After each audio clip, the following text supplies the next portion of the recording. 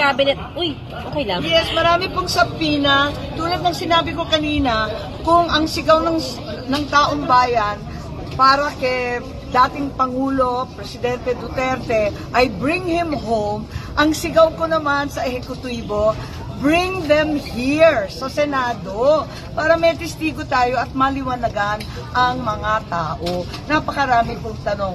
Ngayon, dala-dala ko ang iba't ibang sabina. Pagkahaba-haba po ito, hindi naman siguro covered ang bawat pulis ng executive privilege at ng subjudice. Andito yung mga sabina para kina Jean Fajardo, General Nick De Loso Torre, ang ating mga secretary, Special Envoy Marcos Lacanilao. Ang dami po ang dami-daming hindi sumipot, kaya hindi tayo makausad sa atin. Andito rin si General Marbil. Ang dami pong sabina.